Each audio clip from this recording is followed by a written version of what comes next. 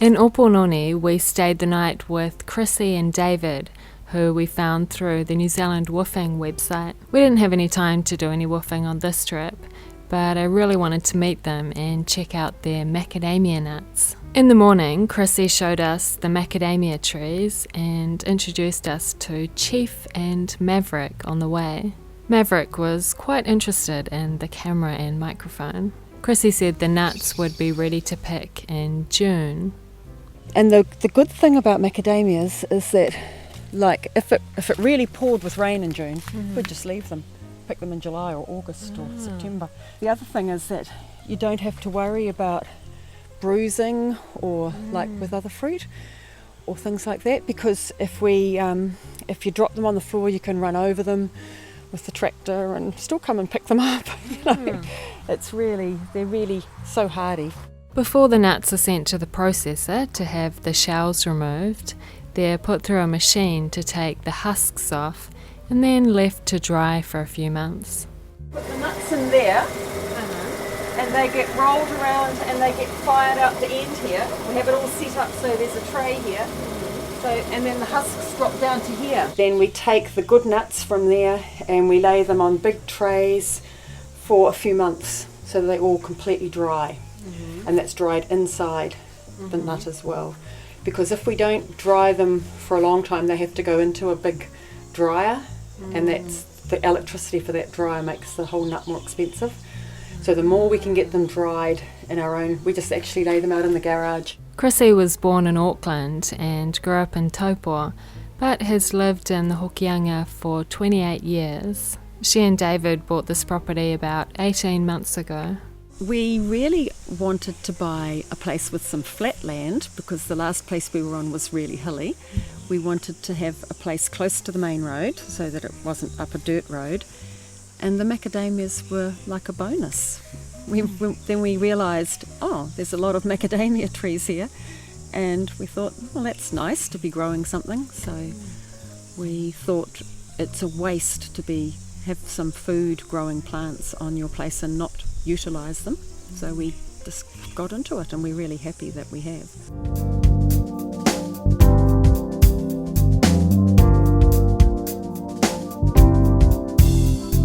When we drove back through Opononi to head south, we saw some people setting up for a gig that we'd been to in Waihi Beach the week before. I think they were following us.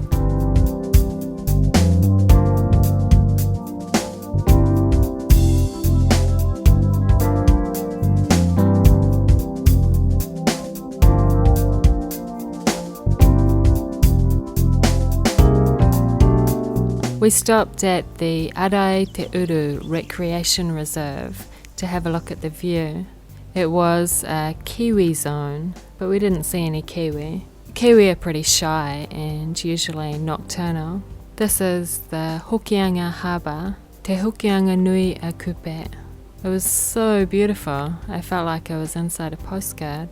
A guy standing near me pointed out something in the water. He said it was an orca or a shark. It might have been a taniwha.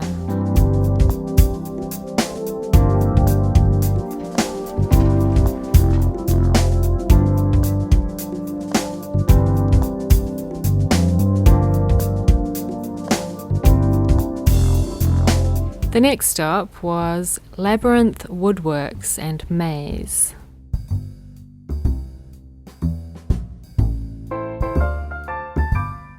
While we were checking out the puzzle museum and shop, a peacock snacked on the bugs that had landed on our motorhome.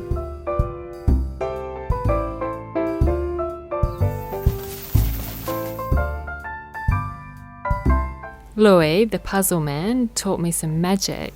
Abracadabra in a clockwise way, yep. Abracadabra. And he showed us lots of puzzles. Like this is the latest one I bought.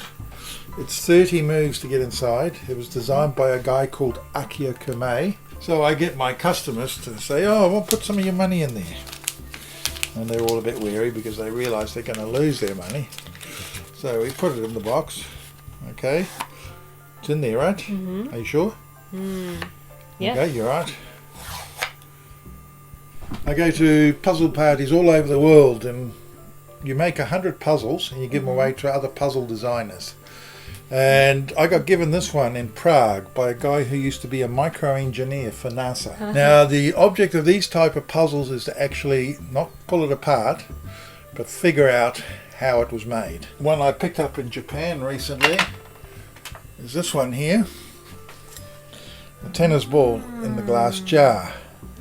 Now, you might say, oh, they probably took the air out to squeeze it in there. Well, I asked the guy that, did you do that? And he said no. And if you feel that ball, it is a solid tennis ball.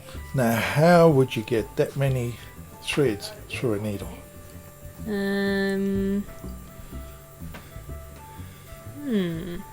These come from Mongolia. You just put it on the floor, you give it a spin, and centrifugal force opens it. It's a 6-piece notch puzzle, but they are beautifully carved. Faces on each one. Bye bye. Next box. Cats, rune, and nuns. Okay, and then the fourth word is not a word. Okay, so what you got to do is you got to find 4-letter words with some of these cubes. La, la, la, la, la, la. Louis originally from the Netherlands. His family moved to Australia when he was 9 and he brought this puzzle with him. He started making puzzles in Australia when he was 19. He said he moved to New Zealand when he was 23 and 3.5 weeks later he arrived in the Hokianga. I asked him what he liked about this area. Everything. You know, I like sort of, probably the most important thing is the community itself, it's the people. You know, we live with really good people. We know our neighbours. You know, we all got similar sort of aims and objectives in lives, you know, ideals. You know, we're all old hippies or young descendants of old hippies. Louis also showed us the maze. 5 letters. And he told us about another project he's working on. A maze in a garden, amazing garden. When it's finished, it will have over 1 kilometre of track through here with giant puzzles. But it won't be ready for another 5 years or so.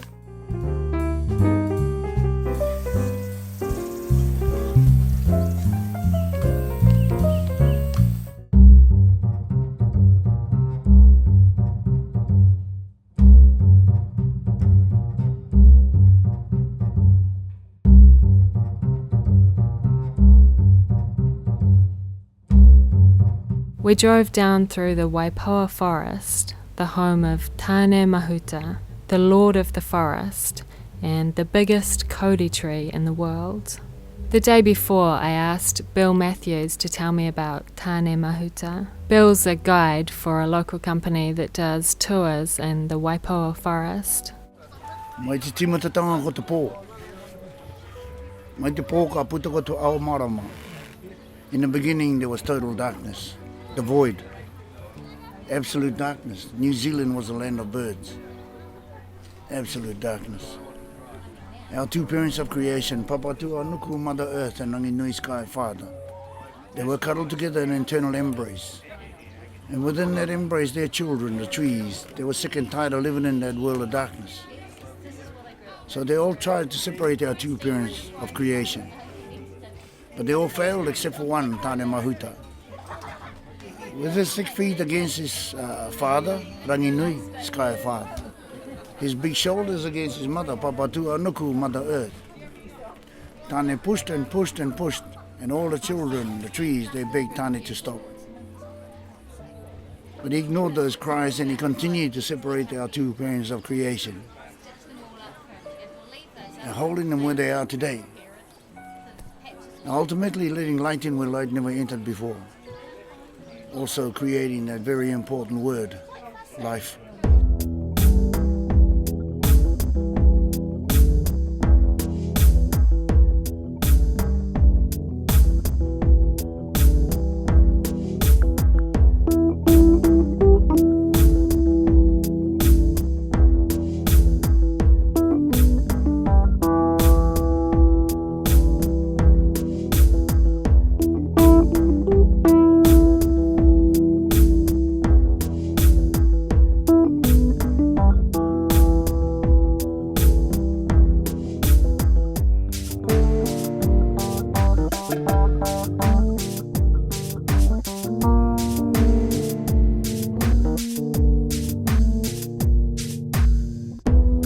Dargaville, we stopped at Caltex for some diesel. I like the bilingual sticker in the toilets. Horoia or Ringaringa. We drove through the town and found a cafe called blah blah blah. Thank you. I wrote a postcard and sent it to England.